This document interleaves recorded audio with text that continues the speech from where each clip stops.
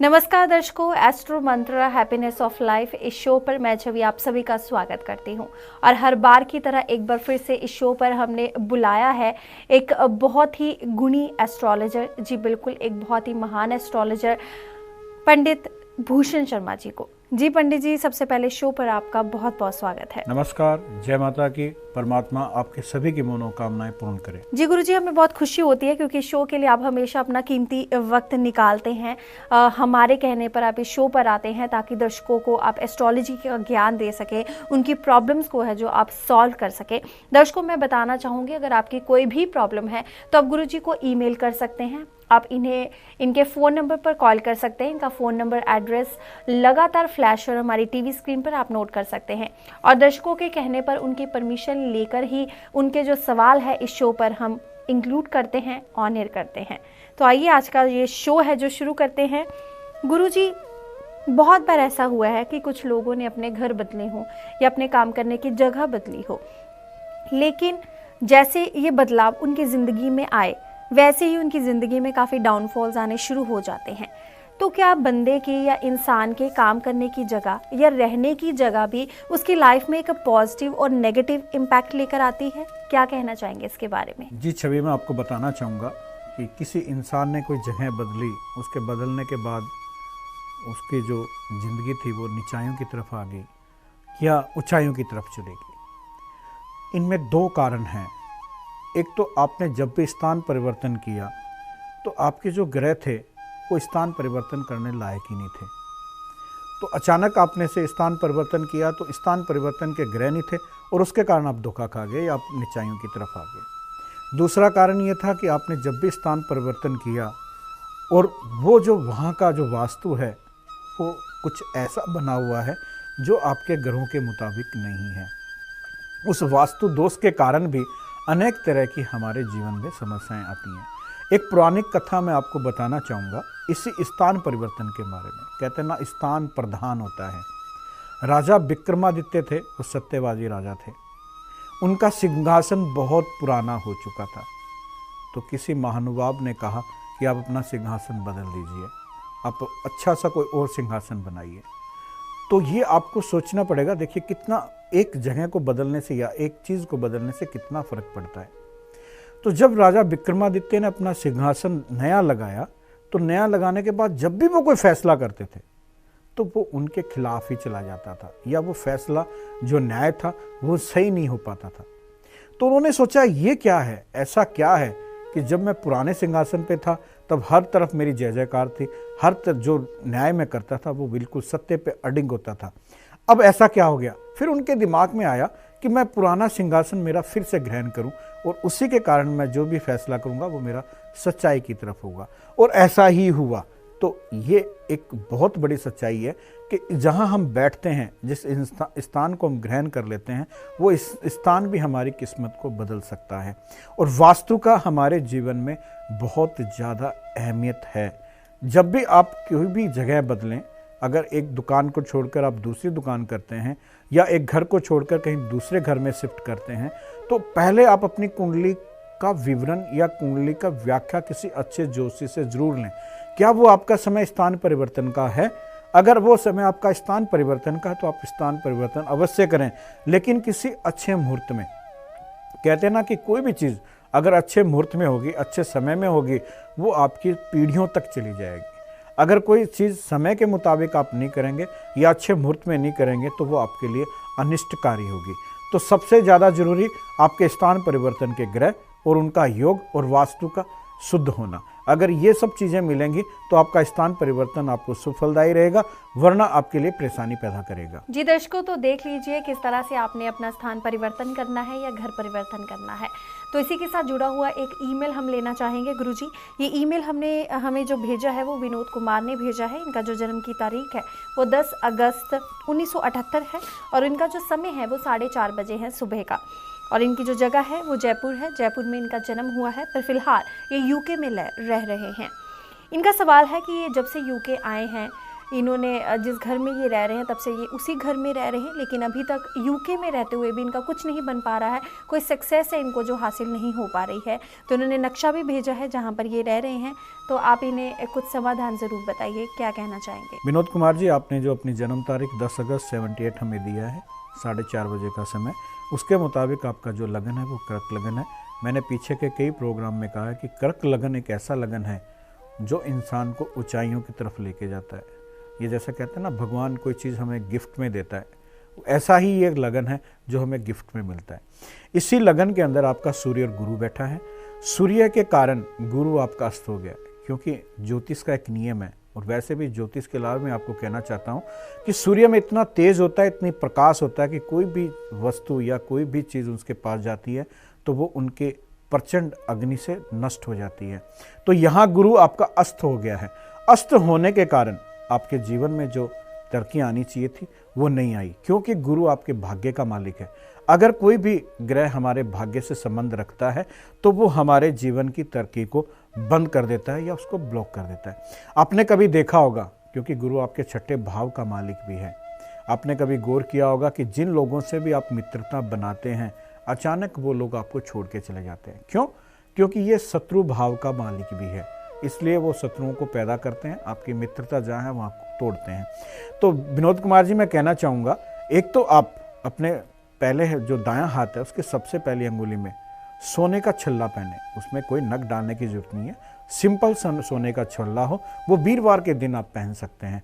कच्चे दूध में उसको धोएं और उसमें मतलब अपने प्राण प्रतिष्ठा अगर आप करवा सकते हैं, प्राण प्रतिष्ठा अगर आप नहीं करा सकते हैं तो 11 बार ओम ग्राम ग्रीम ग्रोम स गुरुवे नमः इसका जाप करते हुए वो रिंग आप पहने, अवश्य आपको फ़ायदा मिलेगा।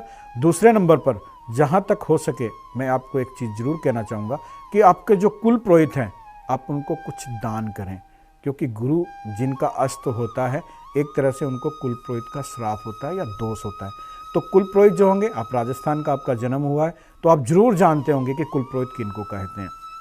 उनको विशेष करके वस्त्र दान करें और वो वस्त्र जो है पूर्णिमा के दिन दें। एक चीज़ मैं विनोद जी आपको कहना चाहता हूँ कि आप अपने जीवन में और भी तरक्की पाना चाहते हैं तो सत्यनारायण व्रत कथा हर पूर्णिमा के दिन करें। अगर आप अवश्य ऐसा करते हैं तो मैं अवश्य दावे के साथ कह सकता हूँ आप अपने जीवन को बदल लेंगे। जी Vinod ji, I am sure आपकी जो भी परेशानी है वो जल्द ही जल्द दूर होगी, क्योंकि अब आप गुरुजी के संपर्क में आ चुके हैं। जो भी जानकारी आपको गुरुजी ने दी है आई एम श्योर वो आप ज़रूर फॉलो करेंगे। गुरुजी, अगर मैं पूछना चाहूँ ग्रहों की जगहों के बारे में या उनके स्थान के बारे में, हमारे कुंडली में तो ऐसे कौन से ग्रह होते हैं जिनका स्ट्रॉन्ग होना हमारी लाइफ में बेहद ही ज़्यादा अच्छी बात होती है और एक पॉजिटिव इम्पैक्ट है जो हमारी लाइफ में आता है? जी छवि, मैं बताना चाहूँगा इस प्रोग्राम के माध्यम से कि कौन से ग्रह हमारी कुंडली में अच्छे होने चाहिए जो हमें तरक्कियों की तरफ लेके जाएगी या हमें ऊंचाइयों की तरफ लेके जाएगी या हमारा नाम रोशन करेगी। देखिए, कुछ जन्म पत्री के अंदर या ज्योतिष के अंदर कुछ ग्रह शुभ हैं और कुछ ग्रह अशुभ हैं। अशुभ ग्रह भी अगर त्रिक भावों में देखिएगा, त्रिक भाव जो है हमारी कुंडली में छठा घर, 8वां घर और 12वां घर, ये त्रिक भाव होते हैं। कोई ज्योतिषी नवम भाव को भी त्रिक भाव कहते हैं। अगर इनके अंदर कुछ शत्रु भाव के ग्रह बैठे हों तो वो भी सुफलदायी होते हैं। लेकिन केंद्र भाव होता है हमारी जन्म पत्री के अंदर ज्योतिष के मुताबिक प्रथम भाव, चतुर्थ भाव, सप्तम भाव और दसम भाव। इन 4 भावों के अंदर अगर कोई ग्रह अच्छे बैठे हैं, विशेष करके मंगल, गुरु, शुक्र और सूर्य, अगर ये बैठे हैं तो वो इंसान को, मैं दावे के साथ कह सकता हूँ, एक छोटे से परिवार में पैदा होने वाला आदमी भी इस योग में अगर पैदा होता है वो पता नहीं कहाँ से कहाँ पहुँच जाता है। शायद वो इतना कुछ कर जाता है जो उसकी 7 पीढ़ियों में किसी ने ना किया हो। विशेष करके गुरु अगर केंद्र में है और पहले भाव में, चतुर्थ भाव में या सप्तम भाव में है या दसम भाव में और इन्हीं भावों में चंद्रमा हो तो गज केसरी योग बनता है। दर्शकों मित्रों, मैं ये बताना चाहूँगा कि जिनकी कुंडली में गज केसरी योग होता है वो आज के समय तो हम उसको विदेश कहते हैं, लेकिन पुराने समय में उसको 7 समुंदर कहा गया था।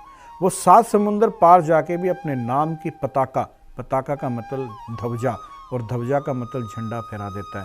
क्योंकि गज केसरी योग ऐसा योग होता है कि जो इंसान इस योग में पैदा होता है सर्वगुण संपन्न होता है, वो किसी का बुरा नहीं कर सकता। लेकिन राजाओं की तरह नहीं, राजाओं के ऊपर भी एक सम्राट होता था, वो सम्राट की तरह अपने जीवन को यापन करता है और लोगों को अपनी तरफ से जितनी मदद हो करता है, क्योंकि वो धार्मिक होता है। दर्शकों, मैं एक चीज़ जरूर कहना चाहूँगा, हम ज्योतिष के माध्यम से तो आपको समझाने की कोशिश बार बार करते हैं, लेकिन आप अपनी नेक कमाई से कुछ हिस्सा दान जरूर करें। अगर आप दान करते हैं तो मैं दावे के साथ कहता हूँ कि कोई भी ग्रह हो, कैसा भी अनिष्ट हो, आपके लिए कुछ भी नहीं कर पाएगा, क्योंकि दान एक ऐसी चीज़ है जो हमारे बड़े बड़े बेकार के जो बुरे कर्म हम करते हैं उनको दबाने का पूरा काम करते हैं। कहते हैं कि कर्मों को अगर अच्छा करना है या पूर्व जन्म के जो हमने कर्म किए हैं, कहीं ना कहीं कुछ दोष ऐसा उत्पन्न हमने कर लिया है कि जो हमारे अनिष्ट ग्रहों के कारण हम परेशान हो रहे हैं, तो मैं दावे के साथ कहता हूँ अपनी नेक कमाई से अगर आप 10वां हिस्सा किसी भी जगह, कोई मंदिर, गुरुद्वारा, मस्जिद, जहाँ भी आप मानते हैं, अगर आप दान करते हैं तो मेरा दावा है आप अपने जीवन को बहुत सफलता से जिएंगे। जी दर्शकों, कुछ ऐसी ही बातें हैं जो गुरुजी हमें बताते हैं और हमारी लाइफ में अगर हम इन बातों को फॉलो करें तो हमारी लाइफ में एक पॉजिटिव इम्पैक्ट, एक पॉजिटिव वाइब्स आनी शुरू हो जाती हैं। खैर, अब एक और सवाल हम लेते हैं। ये सवाल हमें भेजा है आशा ने गुरुजी। आशा की जो जन्म की तारीख है वो 7 फरवरी 1982 है और इनका जो समय है वो शाम का 6:15 है। इनका जन्म है जो वो चंडीगढ़ हुआ है और फिलहाल अभी भी वे चंडीगढ़ में ही रह रही हैं। इनका कहना है कि जब से इनकी शादी हुई है तब से ये बीमार रहने लगी हैं। इन्होंने अपनी पति की, हस्बैंड की भी जो कुंडली है वो बताई है, फिलहाल उसे हम कॉन्फिडेंशियल रखना चाहेंगे। तो क्या वजह है कि शादी के बाद से ये बीमार चलती आ रही हैं? आशा जी, मैं बताना चाहूँगा, आप दोनों की कुंडली, हस्बैंड और वाइफ की हमने कुंडली मिलान किया है। उस मिलान के अंदर जो सबसे बड़ी आपकी समस्या आ रही है, देखिए वैसे तो भगवान की बहुत अच्छी कृपा है आप पर कि आपका वैवाहिक जीवन ठीक ठाक है, अच्छा है, क्योंकि आपके पतिदेव जो हैं वो मांगलिक हैं। और मांगलिक जो होते हैं वो 2, 3, 4 तरह के होते हैं। देखिए, मांगलिक का भी मैं आपको समझाना चाहूँगा। ज्योतिष का एक बहुत बड़ा रहस्य है जो हम आप लोगों को समझा रहे हैं। मांगलिक भी 3 तरह से इंसान बनता है। एक, अगर मंगल पहले भाव में, चतुर्थ भाव में, सप्तम भाव में, अष्टम में और द्वादश में हो तो भी मंगलिक बनता है। अगर मंगल चंद्रमा के साथ इन्हीं घर में बैठा है तब भी इंसान मंगलिक बनता है। और मंगल अगर इन्हीं घरों में शुक्र के साथ भी होता है तो भी इंसान मांगलिक बनता है। तो यहाँ आपके पतिदेव का जो मंगल है वो शुक्र के साथ है। शुक्र के साथ होने से वो एक तरह से डबल मंगलिक बन जाते हैं। तो वो मंगल जो है वो आपके स्वास्थ्य के लिए अच्छा नहीं है, आपको शरीर कष्ट प्रदान कर रहा है। यहाँ ये है कि जो आपका बचाव हुआ है, क्योंकि आपके पतिदेव का जो मंगल है वो नीच राशि में है, नीच राशि गत होने के कारण उसका प्रभाव कुछ निम्न मात्रा में है। तो मैं आपको बताना चाहूँगा कि आप छोटे से उपाय करें। अगर आप लाल रंग की चूड़ी अपने हाथ में पहनते हैं और उसको धारण करके ही रखें, उसको आप निकाल लेना। हाँ, जब भी वो मान लीजिए टूट जाती हैं तो आप उसको दोबारा पहने। दूसरे नंबर पे मैं आपको कहना चाहूँगा कि देखिएगा, स्त्री का सबसे बड़ा गहना उसकी मांग होती है। अगर आप अपने मांग के अंदर सिंदूर हर रोज़ भरते हैं तो भी आप इस मंगल के जो कुप्रभाव आप पे पड़ रहा है उससे आप छुटकारा पा सकते हैं। मंगलवार वाले दिन अगर आप मंदिर जा सकते हैं तो बहुत छोटा सा उपाय है, 5 छुआरे हर मंगलवार को आप शिवलिंग पे चढ़ाएं। मैं दावे के साथ कहता हूं, आप कुछ समय करेंगे तो इस समस्या से आप छुटकारा पा जाएंगे। दर्शकों, मैं बताना चाहूँगा कि ज्योतिष में छोटे छोटे उपाय भी बहुत होते हैं। ये जरूरी नहीं है कि आप पूजा ही कराएं या कर्मकांड ही कराएं या स्टोन ही डालें, उनसे आपकी समस्याओं को निजात मिल जाएगा। हाँ, ये जरूर कहना चाहूँगा कि समस्या अगर गंभीर है तो उसके उपाय भी कुछ बड़े हो सकते हैं। समस्याएं अगर छोटी हैं तो उनके उपाय भी छोटे हो सकते हैं। दूसरे नंबर पर मैं ये आपको जरूर कहना चाहूँगा कि ग्रहों की डिग्रियाँ होती हैं। हर एक, जैसे हम कहते हैं कि कोई प्लाट है वो कितने कोण पे है, कितने कोण पे वो घूमता है, या चौरस है कि या वो नहीं है, ऐसे ही ग्रहों की एक डिग्रियां हैं। हर ग्रह अपनी डिग्री के मुताबिक काम करता है। 1 डिग्री 0 डिग्री से लेके 30 डिग्री तक एक ग्रह की पूरी सीमा रखी गई है, वो घूमता है। तो अगर उसकी डिग्रियां बहुत ज़्यादा तेज़ हैं या प्रभावशाली हैं तो वो ग्रह आपके ऊपर बहुत ज़्यादा प्रभाव डालेगा। अच्छा है तो अच्छा डालेगा, बुरा है तो बुरा डालेगा। तो यहाँ जितने भी उपाय होते हैं उन्हीं ग्रहों की डिग्रियों के मुताबिक आपको बताए जाते हैं, और निश्चित अगर आप करते हैं तो भगवान की कृपा से आप अपने जीवन को सफल भी कर सकते हैं। जी दर्शकों, मैं आपको बता दूं कि आप भी अपनी जो समस्या है वह गुरुजी के साथ शेयर कर सकते हैं।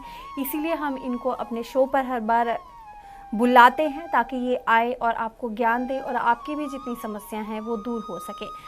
दर्शकों, इनका ईमेल आईडी, इनका फ़ोन नंबर लगातार फ्लैश हो रहा है हमारी टीवी स्क्रीन पर। आप अपनी फीडबैक भी इन्हें ईमेल कर सकते हैं इस शो की, और इनके साथ साथ अपना जो सवाल है वो भी आपको ईमेल करना होगा। अगर ईमेल नहीं कर सकते तो आप इन्हें कॉल कर भी अपना जो सवाल है इनसे शेयर कर सकते हैं। आपके तौर पर एक मैसेज ज़रूर लेंगे हम गुरुजी से। गुरुजी, क्या कहना चाहेंगे आप? देखिएगा, आज के जो युग चल रहा है, इस भागदौड़ की ज़िंदगी के अंदर कुछ लोगों के विवाह के जीवन सुखमय नहीं है। तो मैं उन लोगों को कहना चाहूँगा, विशेष करके लेडीज़ों को, स्त्रियों को, कि अगर आपके विवाह के जीवन में कोई समस्या है तो आप अपने घर के अंदर बहुत छोटा सा उपाय कर सकते हैं। माँ दुर्गा का आप चालीसा कर सकते हैं। अगर माँ दुर्गा का आप चालीसा नहीं कर सकते हैं तो मैं आपको एक मंत्र बताना चाहूँगा। अगर आप वो करेंगे तो निश्चित एक आपके अंदर विल पावर भी जागेगी, आपके घर के अंदर सुख संपत्ति का वास भी होगा और आपका वैवाहिक जीवन भी बहुत अच्छा रहेगा। तो आप ध्यान से सुने। वो मंत्र है, ओम सर्व मंगल मांगल्ये शिवे सर्वार्थ साधिके शरण्ये त्र्यंबके गौरी नारायणी नमस्तुते। इस मंत्र को आप जितनी बार भी कर सकते हैं, सुबह शाम दोपहर, चलते फिरते। तो मैं बहनों निश्चित आपको कहना चाहता हूँ, आपका वैवाहिक जीवन बहुत ही सुखमय रहेगा। जी दर्शकों, इसी के साथ अब वक्त हो चला आप सबसे इजाजत लेने का। गुरुजी, शो पर आने के लिए आपका बहुत बहुत धन्यवाद। जय माता दी, नमस्कार। दर्शकों, फिलहाल मुझे यानी कि छवि को दीजिए इजाजत। हम फिर से हाजिर होंगे इसी शो पर इसी समय। आप अपना ध्यान रखिए। नमस्कार।